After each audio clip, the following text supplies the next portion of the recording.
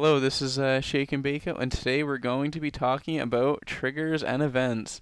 Basically, what triggers and events are basically everything, every action that's in the game is usually caused by a trigger or event. And the reason why I want to cover triggers and events now is because every additional tutorial is going to be using triggers and events.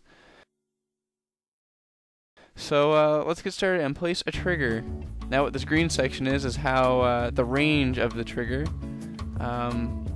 We can name the event, what's called trigger. We can name it trigger test, and now we can set it to active or triggered by another event.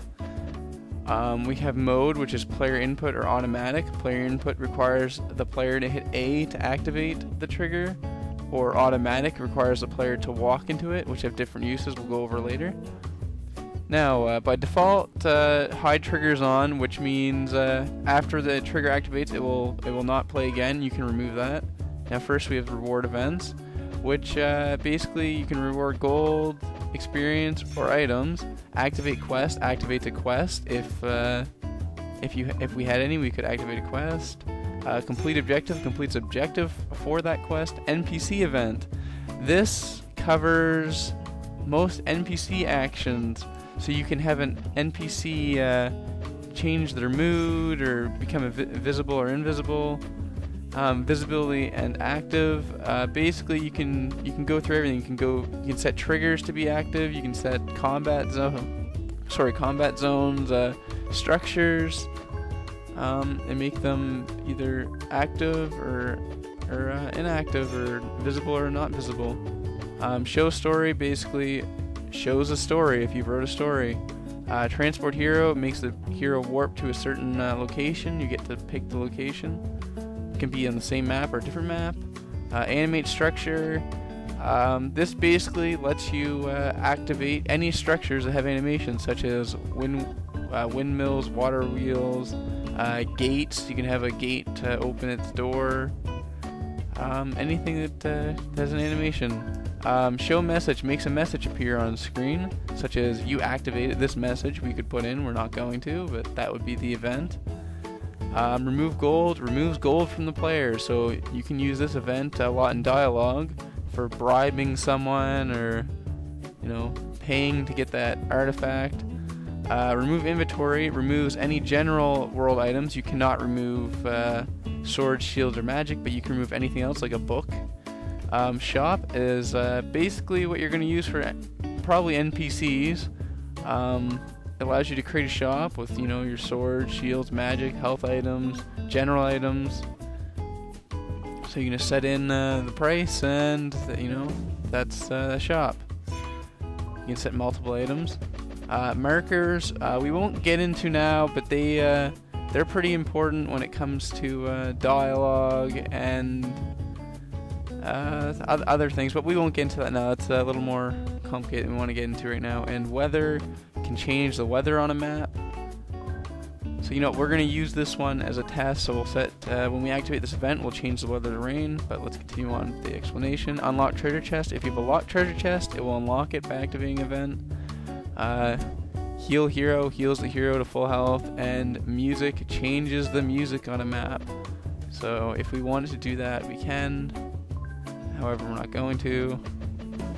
And show credits. Basically, you want to do this at the end of your adventure to show the credits of an event.